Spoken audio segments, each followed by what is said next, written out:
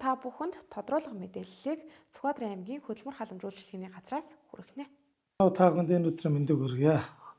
За ингээд 25 онд хөдөлмөр халамжуулалтын газраас хийж хэрэгжүүлж байгаа мэдээллийг та бүхэнд хүргье. За 25 онд нас хэрэгжиж байгаа ахмад насны тухай хууль, нийгмийн халамжийн тухай хууль одоо шинжилсэн найруулгаар бас тогтолцооны хувьд бас өөрчлөгдөж байгаа. Тэгэхээр энэ нийгмийн халамжийн хүртэгч нарт одоо үйлчилгээ үзүүлж байгаа байдал бол одоо зөвхөн хөдөлмөр халамж үйлчлэгээний газраас нөгөө тусламж мэдээллийн ингээ мөнгө төгрөгөөр ингээ өгж асуудлыг бол бүр тогтолцооны хувьд бол өөрчилж байгаа.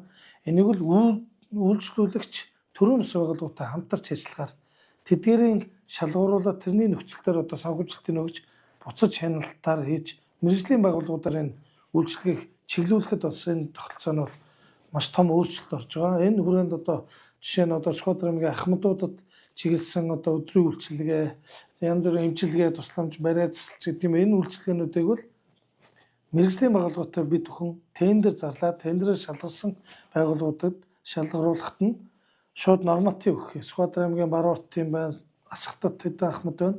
Тэр хурж үйлчилсэн хэсгээр бид хяналт тавиад тэгш хүртээмжтэй байдлыг хангаж ажиллах юм аа гэдэг. Хуучин бол одоо нөгөө бид нар бүхэн бас мэргэжлийн хүмүүс биш. Зарим гэр орноор нь явдаг асаргаа харддаг байсан бол одоо ингээд төрийн бас байгууллагын энийг алгажаад явхаар энэ бол бүр иргэндээ очиж үйлчлэх нь зорилт түлхэгдээ илүү түлхүү нэгт ажиллагаатай болох бас даваа талтай болж ирж байгаа. Энэ дээр нөгөө өөрөө үйлчлэгээ үзүүлж байгаа байгууллага нь хөдөлмөр халамж байсан бол өөрийнхөө үйлчлэгийг хянах гэдэг бол өрөөсгөл зөрчил гарахгүй байгаа шиг байдаг бол одоо ингээд төрийн бас байгууллагаар явахаар манайх яг мэргэжлийн хяналтаа хийж явах, салбарын хяналтаа хийж явна. Тэгэхээр энэ үйлчлэгээнүүд бол бас төгс болно гэдэг том огхон реформ өөрчлөлт болж байгаамаа гэдэг.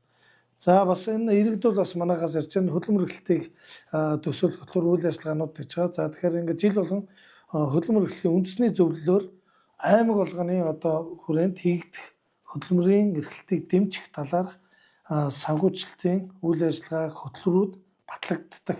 Эдгээр нь бол одоо ирээгүй тул Сүхбаатар аймгийн хэмжээнд бол төр хүлээгдэж байгаа. Энэний хүрээнд ихтэй хөдөлмөр эрхлэлтийг гэлцээс бол бүх аймаг сумдын хэмжээнд бол аж ахуйн нэгжүүдийн судалгаа авагдаж байгаа.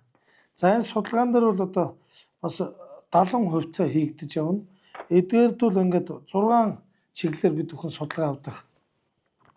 Аж ахуйн нэгжийн ажилтны нийт тоо, хөгжлийн бэрхшээлтэй иргэдийн тоо эдгээрийн за ахмад насны тоо гэдэг. Ахмад насны шинжилсэн хууль бол нөгөө найруулгаар бол 25 оны 1 сараас хэрэгжиж байгаа. Энэ нь бол одоо 50 ажилтнтай байгууллага бол нэг ахмад насныг ажилуулна буюу нийт ажилтны 2 хүртэлх хувь нь ахмад насныг гэрээ тулан ажиллаар хангана гэдэг зүйл заалтын дагуу манайх одоо ингээд хяналтын субъектээр ингээд мэдээллийг авч эхэлсэн.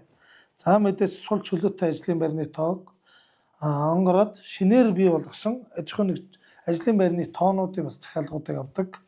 За хөдөлмөрийн аюулгүй байдлын ажилтнтай хэсгүүдийг шаардж байгаа. Сүүлийн үед бол одоо хөдөлмөрийн аюулгүй байдлын үйлдвэрлэлийн ослын зөрчлүүд бол Сүхбаатар аймгийн сумдууд мэрсээр гардаг.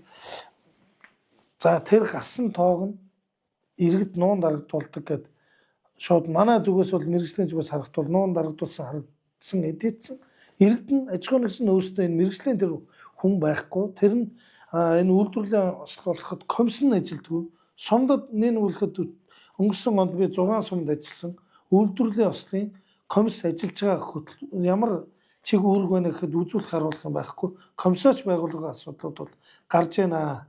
За онгороо тэгэхээр Эрдэнэцэд маш том асуудал болоход одоо энэ дэр бол мэргэжлийн байгууллагуудаар бид бүхэнд мэдэгдээгүй бүр тэр чигээр ингээд нуун дарагдсан чанартай 2 хүний өссөн байгаа.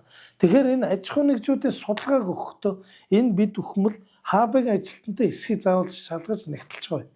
Энийг байхгүй тохиол бид бол байхыг шаардаж одоо энэ дээр мэргэжлийн хүнийг томилох ч гэдэг юм, ажиллах авсрах ч гэдэг юм. Энийг орхитуулахгүй байх хэрэгтэй. Заавал хөдөлмөрийн хүнд нөхцөл гэдэг юм байхгүй. Энгийн аж ахуйн нэгжид ажилладаг төрийн байгууллагад ажилладаг хүн ажлаасаа гараад довжоон дээр халтарч унах, эсвэл машиндаа гараа авчуулах, хуруугаа гэмтэх энэ болгон чинь хуулийн залтаар үйлдвэрлэлийн осол мөн эсхийг нягтлан шалгаад Хэрвээ үйлдвэрлэлийн ослол тухайн ажлын цагийн чөлөө үйлчлэгээнээр тэтгэмж гэдэг ч юм уу. Тэр нийгмийн халамжийн бүх үйлчлэгээнүүд энэ цэгээс эхэлж ажиллах хэрэгтэй. Тэгтэл энэ цэг нь өөрөө үйлдвэрлэлийн ослын комисс байхгүй. Тухайн байгууллагад энийг мэддэг хүн байхгүй. Тэгээ ингээд маш олон гохироод байна. Орон нутагт гэхэд малчин иргэд гэхэд хүртэл үйлдвэрлэлийн осол болж байгаа өөртөө за яг хөө болдог юм шиг л ойлгоод явдаг. Үгүй. Сайн дурын наадхалтай малчид гэхэл одоо малынхаа эрэлт явж гад гацраа олдог ч юм уу, хоруугаа олдоход эн чинь үйлдвэрлэлийн осол болоод тэтгэмж тогтоох үндэслэл болд юм шүү. Энийг хаана очиж хандах вэ гэхээр сумынхаа комисс хандна. Тэгтэл малчин ч энийгээ мэдэхгүй, сумын удирдлага нь ч энийгээ мэдэхгүйгээс болж маш олон иргэд бол хохирж байна. Энэ дээр бид бүхэн одоо энэ судалгаанд хамрагч байна. Энэ дээр сумын засаг дарга болон аймаг байгууллагуудын дарга эрхлэгчнаар хариуцлагатай хандаж судалгаанд гүйцээд өгнө үү. За манай мэдээ явснаас хойш 14 дахь хоног дээр явж байгаа гэхэд 70% явж байна. Энэ сүүлийн үед бол энийгээ бас эрчимжүүлэх нь яаралтай бас наашаа мэдээлэлүүд өгөөрэй гэд.